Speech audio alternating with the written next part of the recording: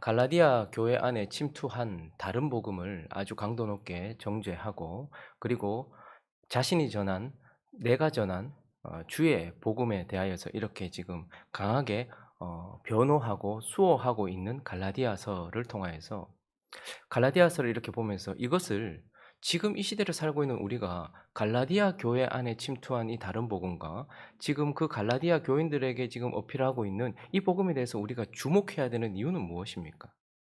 그것은 바로 갈라디아 교회에 전한 그 복음이 그 지역과 그 시대를 지나고, 그리고 로마와 유럽을 거쳐서 결국 우리가 받은 복음이기도 하다라는 것이기 때문입니다.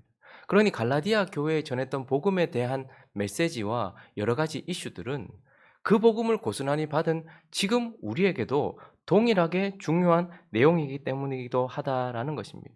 그래서 바울은 내가 전한 복음, 주의 복음에 대하여서 강하게 우리에게 말하고 있고, 그것은 1세기 갈라디아 교회뿐만 아니라 21세기를 살고 있는 우리에게도 매우 중요한 것입니다.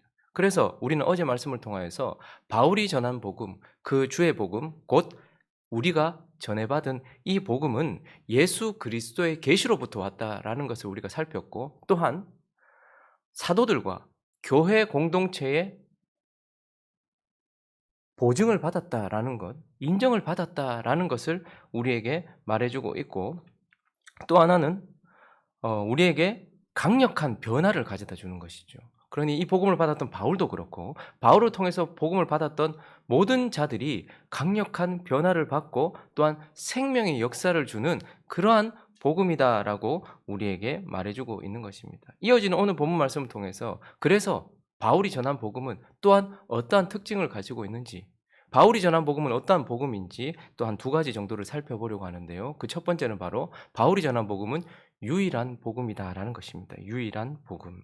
우리 오늘 1절 말씀을 한번 읽어볼까요? 1절 말씀 시작. 14년 후에 내가 바나바와 함께 디도를 데리고 다시 예루살렘으로 올라갔나니. 다시 올라갔다라고 하니까 두 번째라고 생각하면 되겠죠. 우리는 어제 본문을 통해서 그가 회심하고 아라비아에서 3년 시간을 보내고 3년 만에, 그러니까 회심한 지 3년 만에 예루살렘에 가서 게바와 야고보를 만났던 것을 보게 됩니다. 그리고 14년이니까 아마 그때 이후에 11년이 지난 회심 후 14년이라고 볼 수 있겠죠. 14년이 지난 후에 다시 예루살렘으로 올라가는데, 이번에 올라갈 때에는 바나바와 함께 누구도 데리고 갔다고 말하고 있습니까?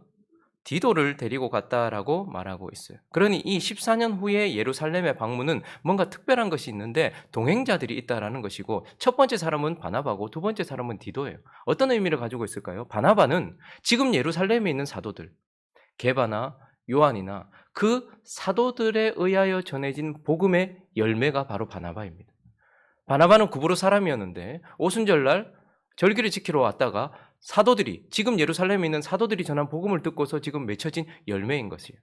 그런데 그들과 함께 지금 데리고 가고 있는 디도는 헬라 사람이라고 말하고 있어요. 이방이다라고 말하고 있죠. 그러니 이 디도는 이방인의 사도로 부름받은 바울이 전한 복음을 듣고서 맺혀진 열매라고 할 수 있는 것입니다. 그러니 유대인들을 위하여 복음을 전했던 사도들에 의한 열매와, 그리고 이방인들에게 복음을 전했던 바울이 전한 복음의 열매가 함께 지금 예루살렘으로 올라가고 있다라는 것이고, 그래서 이때 14년 후에 만난 이 만남을 통해서 한 가지 전혀 다른 것을 보게 됩니다. 다른 점을 하나 깨닫게 되는데 8절을 한번 가볼까요? 그들이 다르다라는 것을 한 가지 보게 되는데 무엇이 다른가 하면 8절, 9절 읽어보겠습니다. 시작. 베드로에게 역사하사 그를 할례자의 사도로 삼으시니가 또한 내게 역사하사 나를 이방인의 사도로 삼으셨느니라. 또 기둥같이 여기는 야고보와 게바와 요한도 내게 주신 은혜를 알므로 나와 바나바에게 친교의 약속을 하였으니 우리는 이방인에게로 그들은 할례자에게로 가게 하려 합니다. 그들이 다른 것을 한 가지 발견했는데 무엇을 발견했습니까? 베드로는 할례자들을 위한 유대인들에게 보내진 사도고, 바울은 헬라인들, 이방인들에게 보내진 사도구나. 그러니 두 사이에 다른 것은 보냄을 받은 대상이 다르고 다른 곳으로 보냄을 받았다라는 다름을 확인했어요. 그러나 한 가지 또 여기서 확인하는 것은 무엇입니까? 다른 곳으로 보냄을 받았지만 그 유대인들에게 가든 이방인에게 가든 그들이 가지고 가는 복음은 하나다 이 말입니다.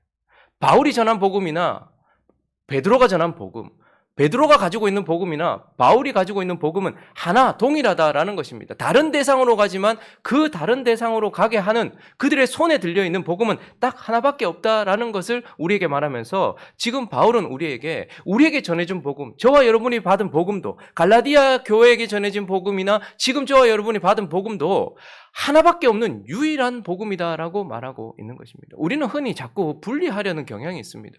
구약시대 사람들이 구원받는 복음과 신약시대 사람들이 구원받는 복음이 마치 다른 것처럼 생각을 해요. 그래서 구약시대 사람들은, 구약의 백성들은 율법을 지키고 할례를 행하고 그리고 제사를 통하여서 하나님께 나아가서 하나님께 구원을 받는다라고 생각을 하고, 신약시대는 예수 그리스도를 통해서 구원을 받는다라고 생각합니다. 그렇지 않습니다. 구약시대 백성이나 신약시대 백성이나 동일한 복음인 것입니다. 그들은 율법을 지키고 제사를 행함으로써 율법과 제사에 계시된 오실 메시아를 통하여서 그 복음이신 예수 그리스도를 통해서 구약 성도들도 구원을 받고, 신약 성도들은요, 오신 메시아이신 예수 그리스도의 십자가를 통하여서 구원을 받는 것이니, 구약의 백성들이나 신약의 백성들은 동일한 하나의 복음을 통하여서 예수 그리스도와 십자가, 그리고 그분의 부활, 그리고 그분을 향한 믿음, 이것으로 구원을 받는 것이기 때문에 구약 백성이나 신약 백성이나 동일한 유일한 복음으로 구원을 받아요.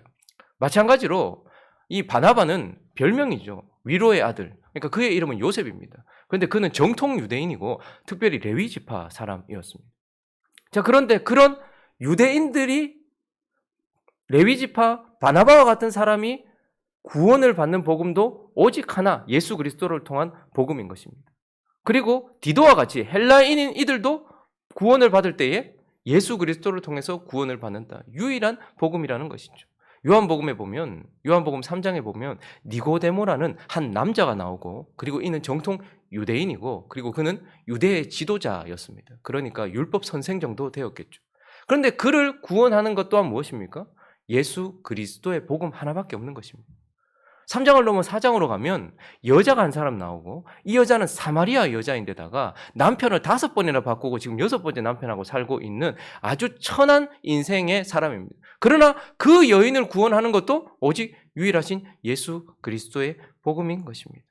그러므로 지혜가 많은 사람이든 어리석은 사람이든, 가난한 사람이든 부한 사람이든, 건강한 사람이든 병든 사람이든, 늙은 사람이든 젊은 사람이든, 한국 사람이든 미국 사람이든 모든 이들에게 오직 유일한 하나의 복음이 있다라고 말하고 있고, 갈라디아 성도들에게 복음을 전했던 바울은 내가 전한 복음, 너희가 받은 복음은 유일한 복음이다라고 우리에게 말씀해 주고 있는 것입니다.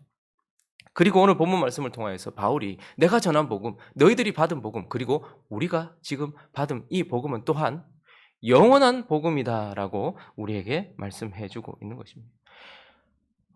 세상에 있는 이론과 철학과 과학과 기술과 의학까지도 세월을 견뎌낸 것은 없습니다.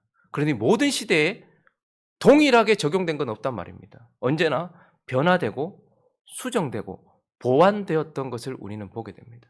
그러나 오직 바울이 전한 복음만이 지금도 변함없고 앞으로도 변함없을 영원한 복음이다라고 우리에게 말해주고 있는 것이죠. 1절을 다시 가보시면 그가 몇 년 후에 다시 예루살렘을 올라갔습니까? 14년 후. 그러니까 처음 어제 1장에 보면 그가 3년 후, 그러니까 회심을 기준으로 지금 말하고 있는 것 같아요. 그러니까 회심하고 나서 예수를 만났어요. 그리고 아라비아에서 부활하신 예수님께 마치 이 사도들, 예루살렘에 있는 사도들이 3년 동안 예수님과 함께 있었던 것처럼 아마 부활하신 예수님과 함께 아라비아에서 3년을 있었던 것 같아요. 복음도 전하면서 그렇게 있었던 것 같아요. 그때 전했던 복음을 3년 후에 예루살렘에 가서 다시 게바와 유대 야고보를 만나서 어떤 한번 확인을 했었던 적이 있었습니다. 그리고 11년이 지나서 지금 14년, 회심하고 14년이 지났어요. 자, 그런데 14년이 지나고 난 이후에도 그가 여전히 복음을 전하고 있는데 6절을 한번 읽어보겠습니다. 6절 시작. 유력하다는 이들 중에 본래 어떤 이들이든지 내게 상관이 없으며 하나님은 사람을 외모로 취하지 아니하시나니 저 유력한 이들은 내게 의무를 더하여 준 것이 없고, 자, 3년이 지났고 14년이 지났어요. 바울은 여전히 처음 받았던 그 복음을 지금도 전하고 있고 예루살렘에 있는 사도들도 여전히 그 복음을 전하고 있어요. 그런데 어떻게 해요? 14년이 지나도 내게 더 의무를 지어준 것이나 수정하거나 보완할 것이 없었다라고 말하고 있어요. 그러니 바울이 전한 복음이나 베드로가 가지고 있는 복음, 그 복음은 14년이 지나도 동일한 복음이고 140년이 지나도 동일한 복음이며 1400년이 지나도 동일한 복음이며 14,000년이 지나도 영원을 지나도 변화될 수 없는 동일한 복음이다라는 것을, 그래서 영원한 복음이다라는 것을 바울이 지금 말해주고 있는 것입니다. 초대교회는 맞는데 중세 시대에는 맞지 않는 복음, 그런 복음은 없단 말입니다. 초대 시대에는 맞았어. 초대교회 때는 맞았는데 좀 수정을 해가지고 중세 시대에 맞도록. 그런데 또 중세 시대에는 맞았는데 근대나 현대 시대에는 맞지 않는, 그래서 뭔가 수정하고 덧붙여야 될 복음이 아니라는 말입니다. 거기다가 우리나라에도 처음 20세기에는 잘 들어맞았는데 21세기에는 맞지 않아서 지금 수정하고 보완해야 되는 그런 복음은 없단 말입니다. 초대교회에도 확실하게 역사했던 복음이 중세시대에도 역사하고 현대시대에도 역사하고 21세기에도 역사하는 변함없는 복음이다. 어느 시대에든. 그래서 사람들은 복음에다가 옷을 자꾸 갈아입히려고 해요. 복음을 전하는 우리가 21세기의 옷을 입는 것은 괜찮습니다. 복음을 전하는 우리가 만약에 중세시대에 태어났다면 중세의 옷을 입는 것은 괜찮습니다. 그러나 복음에다가 시대를 입히는 것은 큰 오류요, 이단인 것입니다. 복음은 그래서 어느 누구에게도 다 적용이 되는 유일한 복음이기도 하지만 어느 시대에도 그 시대를 이기지 못하는 그런 복음이 아니라는 말입니다. 그래서 이것은 영원한 복음이요, 변함없는 복음이다라고 우리에게 말해주고 있는 것입니다. 말씀을 정리하겠습니다. 바울은 예수 그리스도께로부터 받아서 사도들과 교회들에게 인정을 받고 자기 삶을 완전히 뒤집어 엎었고 사람들, 죽어있던 사람들에게 생명을 주던 유일하고 영원한 복음을 갈라디아 성도들에게 주었다라고 말하고 있고 우리에게도 주었다라고 말하고 있는 것입니다. 그러므로 우리는 우리가 받은 복음이 유일하고 영원한 복음이라는 것, 그것을 전수받았다라는 것을 기억하면서, 그래서 이 유일한 복음을 전파하는 것이 교회의 사명이고 저와 여러분의 사명인 것입니다. 저 사람은 교수인데 이거 내가 이렇게 복음 전해도 되겠나? 저 사람은 지금 아픈데 이렇게 복음 전해도 되겠나?